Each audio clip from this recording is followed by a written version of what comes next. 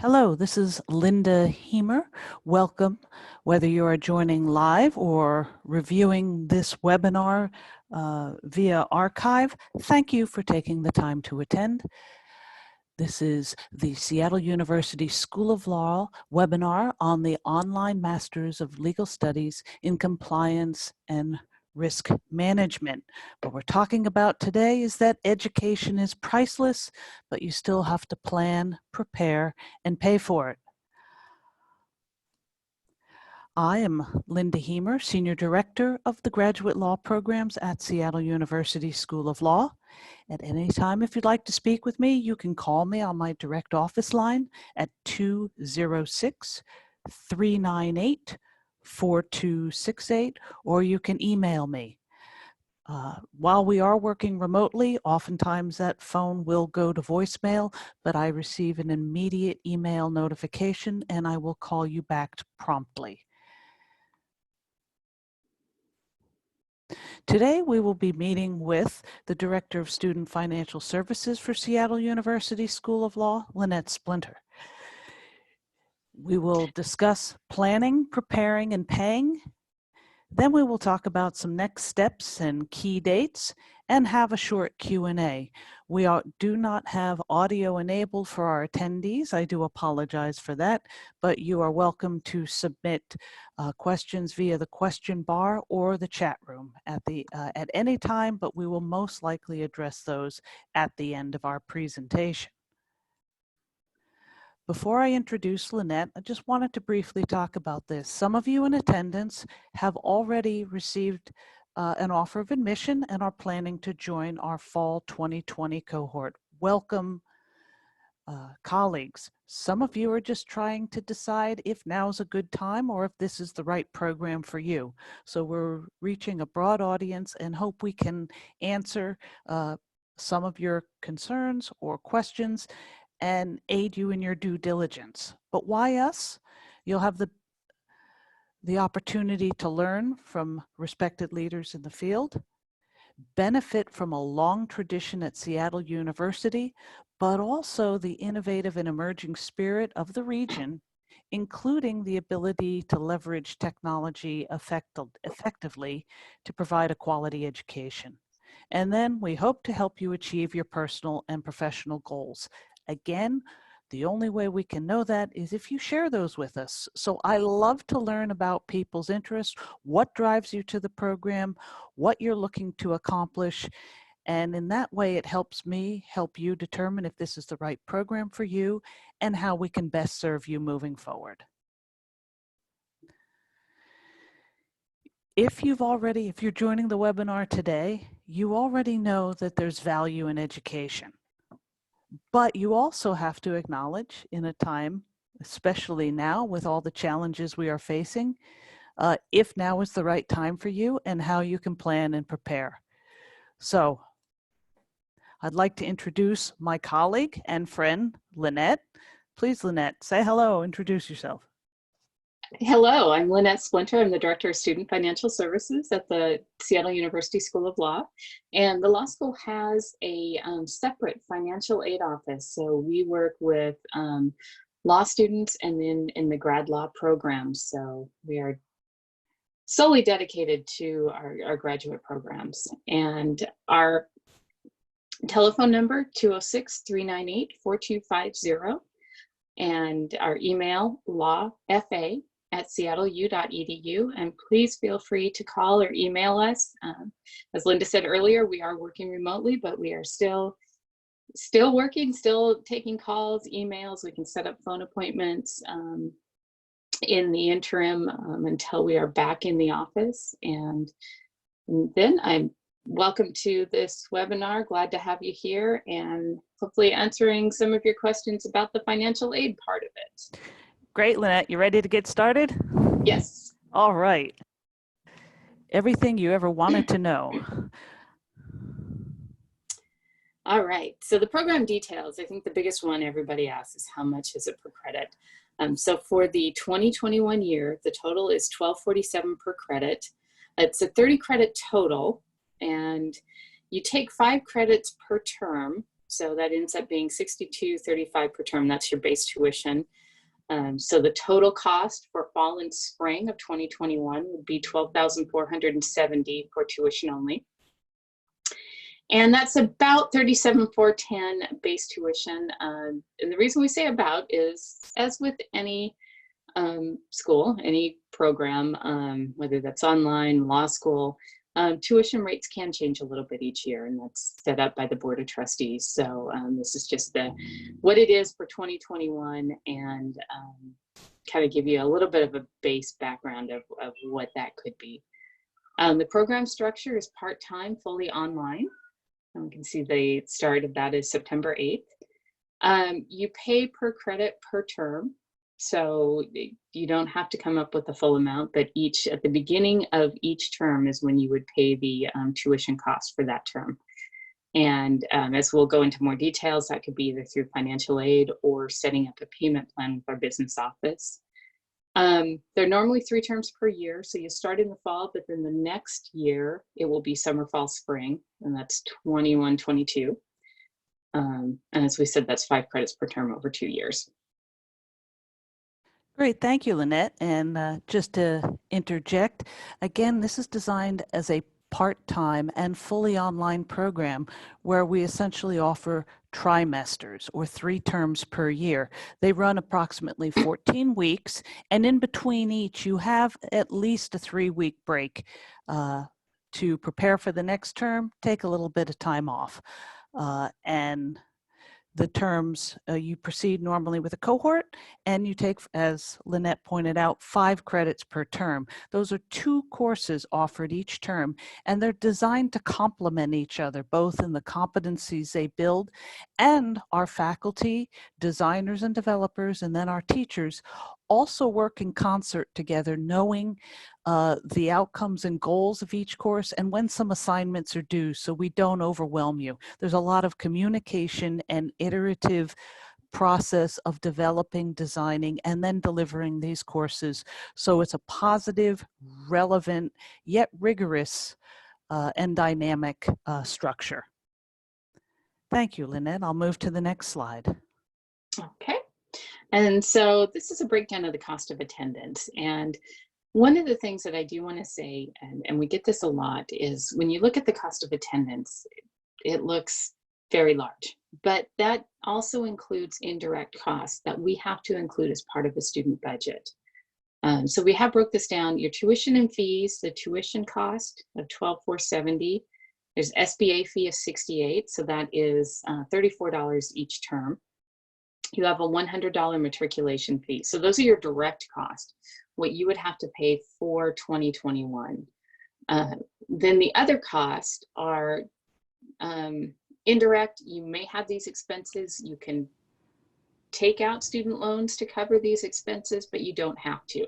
Hey, And those Lynette, are the, can I apologize. Normally we're sitting next to each other in these podcasts, webinar discussions, but like you said, so many prospects, when I'm speaking to prospective students, have sticker shock. They say, I thought this was online. And just for clarification, again, a cost of attendance is something through the federal financial aid that, even though we're fully online, they calculate in these possible indirect costs to let people know how much they may be able to borrow, not how much they actually need, correct?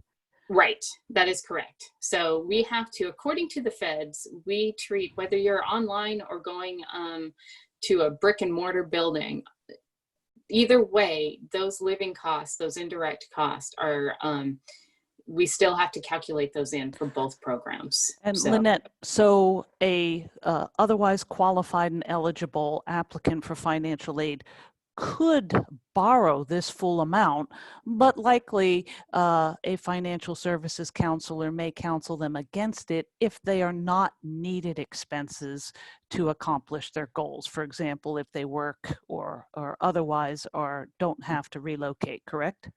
Right, that is correct. So maybe such a thing that I would say a common part of it would be to borrow the cost of tuition and then include a little bit extra in there for books and supplies. Wonderful. And again, this is when we are thinking about the return on our educational investment and the value of an education. One of the benefits of being fully online rather than coming to a campus might mean that there can be some significant cost savings because of the not having to have so many indirect expenses. Correct. Thank you. Anything else more about the indirect cost or the estimates here? I don't think so. Do we have any questions that? I do not see any pending at this time. Okay, And would you like me to move to the next slide? sure. Wonderful. Okay, now comes the part. So we have the budget, we know what the costs are. Now comes the part of what types of financial aid are available. And the main financial aid, especially when graduate programs, is going to be the student loans. And so that's the federal direct unsubsidized Stafford loan. That has a $20,500 annual maximum. And it's a fixed variable rate. So it sounds very odd in the way they calculate it. But each year, the rate is set up prior to July 1 for the life of the loan. So currently it's at 6.08%. And then on July 1, 2020, they will change to a new rate. So if you have a loan that was first dispersed prior to that July 1, it would be at 6.08. A new loan, and that'll be probably for most of you on there because that'll be a new loan starting in September 2020. That will have a different rate. What that rate is, it's usually about the end of May is when that's set. And that will be for the life of the loan. There's also an origination fee that's deducted at the disbursement by the lender. And so that origination fee is taken off after each disbursement. So the fall disbursement and the spring disbursement will both have that percentage taken off. So your net amount that you get, you borrow $20,500, but the net amount that's actually dispersed is going to be a little bit less. So interest accrues, and that accrues on the principal only, so it's not compounding interest. And it accrues on the amounts that are dispersed. So that's one of the questions that we get is, does that accrue on the full $20,500 once you accept it? It does not. It accrues, so half of it would be dispersed in fall. The interest would start accruing on that half. Then the second half dispersed in spring, the interest starts accruing on that half. So it does give you a little bit of a break. You can, oh, sorry. Oh, I'm sorry, Lynette, this is Linda again. One thing, if you have some students enrolling in our program and are interested in this Stafford loan, but are already paying on student loan debts from other, from maybe undergraduate or other programs, are those loans put on hold? Yes. So federal loans, and I'll say a little caveat because most of them, yes. So if you have federal student loans like the direct Stafford loan, a FEL Stafford loan, Perkins loan, Grad Plus, those all, when you go back into school, at least half-time, those would be deferred. Most of the time it's automatic. You don't have to do anything. I do recommend though checking and making sure that once you've enrolled and give, after that first month of enrollment, check and make sure those loans have been, are placed in an in-school deferment status. The little caveat is if you have private loans, most of the private education loans will also be deferred while you're in school, but there are a few that may not be. So it is really important if you have private loans to check on that and see what the deferment requirements are. Thank you, Lynette. And, in today's current environment, there's a lot of discussion of the challenges people face. Are you aware, or do you know if there's been any notice about the July 1 percentage or interest rate change that might be coming? I don't have what the current rate is going to be. I would suspect, because the interest rates haven't increased and I think they've actually lowered, so it's probably going to be probably around 6%. Now, there is, because of COVID-19, if you have loans already, they have deferred, you have a 0 interest accruing on those loans right now. So there's a period of time because of this that they have suspended any interest accruing, and that's on unsubsidized. That's on all student loans. Okay. So I would say if you have student loans and you want to know what's going on with them, go to studentaid.gov. And there is a big banner on the top of it regarding COVID-19 and student loans. So it gives you some really important information about what's going on now with this pandemic and how that's affecting your student loans, repayment, and interest. Thank you, Lynette. Anything else you'd like to bring up on this slide deck? So the other thing is you do have a 6-month grace period on these loans. So it will not, the loans that you take out for this program will not begin repayment until 6 months after you graduate or drop below half-time. Now, if you do have loans from prior programs and you have used up that grace period, those loans will come due right away after you graduate. So you'll need to check on those. And in a lot of cases, you can request a forbearance to move that payment in line with the new loans that you have. And that would be through your loan servicer. And then the other big one is these are federal income-driven repayment plans for the unsubsidized loans, public interest loan forgiveness, and federal loan consolidation. Thank you. Okay. And then on the continued, so if the unsubsidized loan was not enough and you needed additional funding, that's where we come in with the alternative loans. And that can be either the Grad Plus loan or private student loans. These are credit-based, so they're not a guaranteed loan like the unsubsidized. And the credit can vary depending on the program. But you can borrow, this is where that cost of attendance, that total cost of attendance comes in, is you can borrow these loans up to that cost of attendance less your other financial aid that you've received, would be like the unsubsidized loan. The Grad Plus has a fixed variable interest rate, like the unsubsidized loan. They set that in July for the year. And that is normally it's a 1% higher than the unsubsidized loan. So you can see right currently it's at 7.08. The Grad Plus, because it is a federal loan, even though it is credit-based, it also qualifies for the federal income-driven repayment plans, public interest loan forgiveness, and federal loan consolidation. The private loans, their interest rates can vary depending on your credit. So they're going to look at your credit score instead of just the credit history. So if you have a really high credit score and you need maybe a little bit of private loans, you may look at that versus the Grad Plus to see if it has a little bit lower interest rate. The disadvantage on that is they are not eligible for federal income-driven repayment plans or loan forgiveness. And they don't have the deferment and forbearance options that you do with the Grad Plus.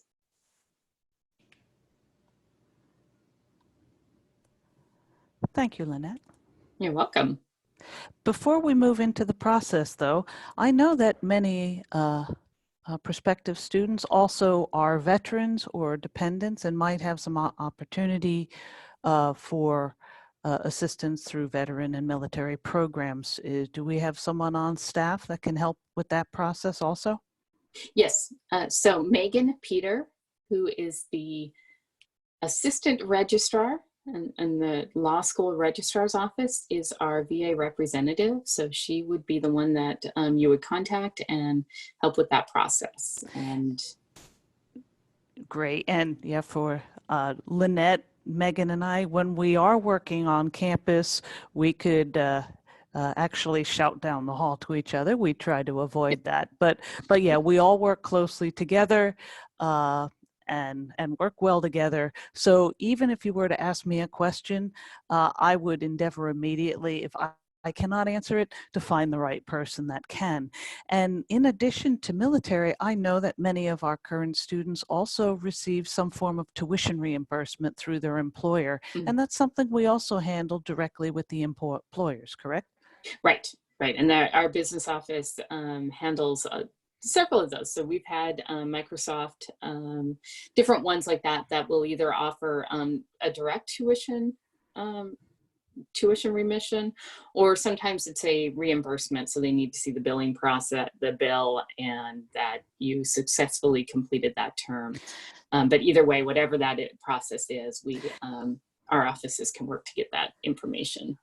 And I do know I have at least 2 success stories where students enrolled and their employer didn't have a specific employer reimbursement or study support program, but I, in speaking with their HR department or their leadership team and sharing information about the program, they did agree to provide some support. And the indirect evidence, the anecdotal evidence we have right now is that the student, who's also a full-time employee, is able to improve their work. I know one student was promoted from a director to senior director just recently.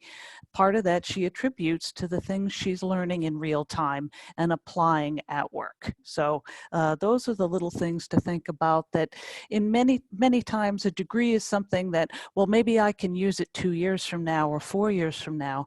But again, the goal of this part-time program is to enable many people to continue working while learning, and to make sure that it's relevant and dynamic, and what you're learning you can apply in your workplace from day one. Yeah, and that's absolutely an important part of it, that if your employer doesn't have a tuition program, or maybe they do, but it's not specifically for this, talk with them and find out if that's something that can be added, or something that you can work with them on. And like Linda said, that the first step is contacting your employer, letting them know what you're doing, and what the program entails. Yeah, actually, I've found too, in even beyond this program, in the nearly 20 years that I've been helping graduate and doctoral level students, predominantly through online, achieve professional goals, is that when they have this conversation with their employer, there's that buy-in and that support system. And there's also a respect for what you're able to accomplish with the time management and the self-direction. So it's really a win-win situation to have this dialogue early and often. Mhm. Oh, back to paying for it. All right. So the financial aid process, the form that we need for to complete your evaluation for financial aid and send you out the offer letter, financial aid offer letter, word letter, is the FAFSA.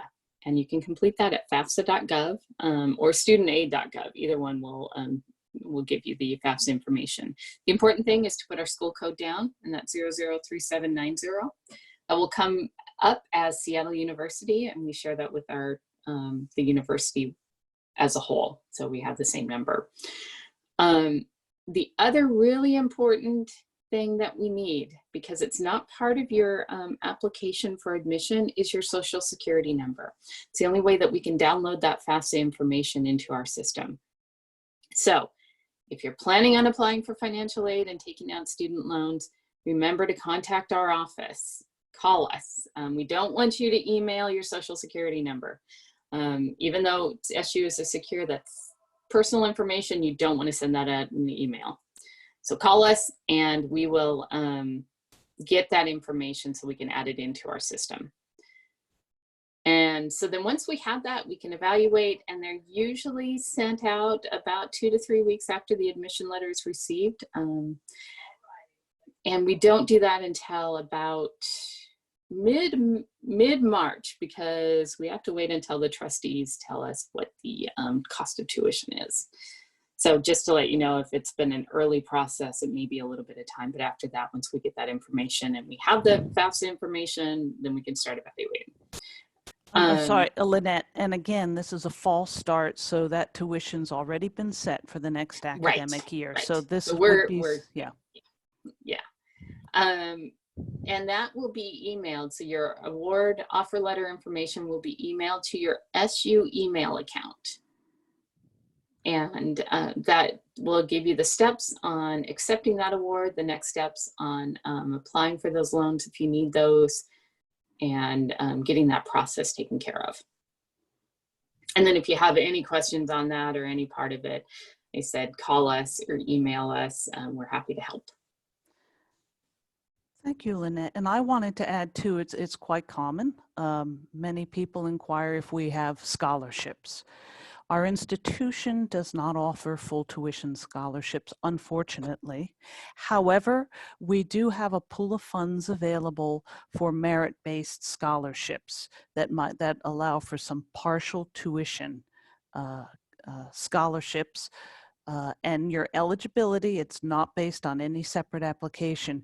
You are automatically considered for a merit-based scholarship on a partial tuition coverage in your actual application. The admissions committee reviews your application materials and your supporting documents. And if you are determined to meet some eligibility criterion, both subjectively and objectively, that's included in your offer of admission letter. So it's clear there's no separate scholarship application within our institution. Those pool of funds are finite. So again, the earlier you apply, the more likely you are to have a shot at having some partial based merit scholarships awarded. Another thing that commonly I hear is, well, I'm going to look to see if I'm eligible for financial aid and then decide if I should apply. Again, the application procedure is relatively straightforward through our portal, and we have waived the application fee. We do ask for official transcripts, but those do not have to be submitted at the time of application, and they do not have to be in the institution while the admissions committee is reviewing your application. So I'll say that again. Don't wait. If you really are interested in the program, I would encourage you to apply. The admissions committee meets approximately every 2 weeks, depending on volume, but on a rolling basis. So you would hear promptly, and then you would be able to say, all right, now's the time for me to make a decision. An offer just gives you that extra tool and motivation. And finally, again, the application does not ask for your Social Security number.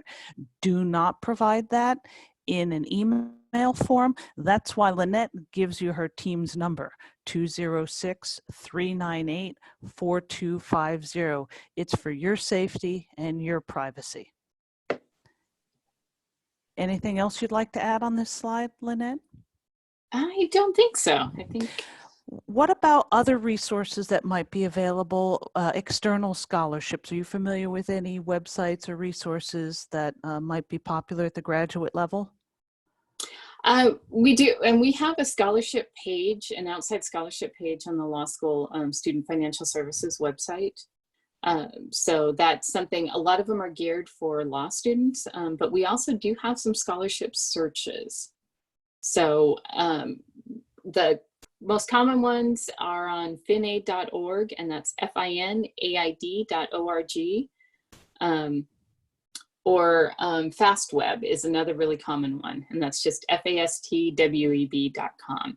And they're really a general scholarship search. There's no cost to it.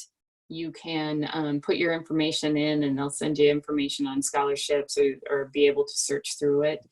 And the one thing I will say is a lot of scholarships are geared for undergraduate students, but there are some graduate program scholarships out there.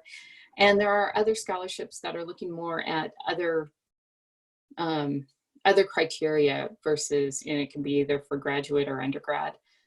So that's a good resource. You'll find a lot in there that probably won't apply, so you may want to kind of narrow those search terms.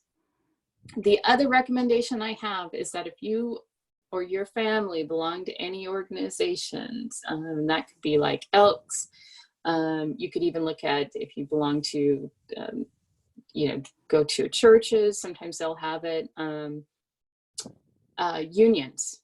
and we have had students that have received scholarships because they've had a family member that's part of a labor union. So some of those places don't advertise to the general public, but they may have scholarships for their members or families of members. So that's another good resource to look at. Wonderful. So, what's next? We encourage you to apply. Currently, our application deadline is June 1. It's important for you to submit your FAFSA if you are interested in receiving consideration for or checking on eligibility for financial aid, and contacting Lynette's team to discuss your options. We promise that we will respond promptly to all of your inquiries as well as your application. And then we hope that you enroll and begin your journey with us. Application deadline, June 1. While that may be extended, again, we encourage you to apply early and take advantage of the time you have to then prepare for the fall term. Classes start September 8th, that's Tuesday. That's the Tuesday after Labor Day. And we hope that you'll be a member of our team. Here's some contact information. For me again, my office line is 206-398-4268. I do see that we have a question that's come in. I saw that also was about the other scholarship resource. So the two are finaid.org, FINAID.org, and the other one is FastWeb, FASTWEB.com. And finaid.org, was that yes. it? FINAID.org, yeah. And I believe on the FINAID.org, they do have the link to FastWeb also. So they're they're a good go-to site for a lot of financial aid information too, a lot of links outside. Thank you, Jennifer. And again, if you want to speak directly with Lynette or me to answer some more of your questions, we're happy to do so. I'm checking our Q&A board also to make sure if there's any other questions that we can answer during this time. I don't see any open questions, but we'll just take a minute to see if anyone wants to type one in.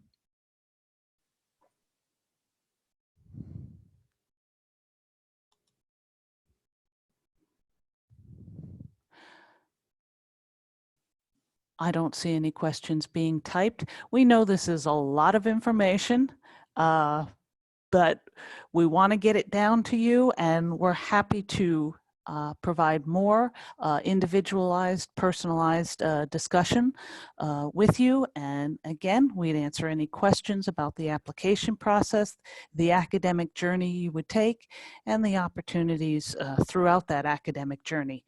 But it's important to apply before June 1st and to have a conversation with Lynette. Lynette, anything else you'd like to share?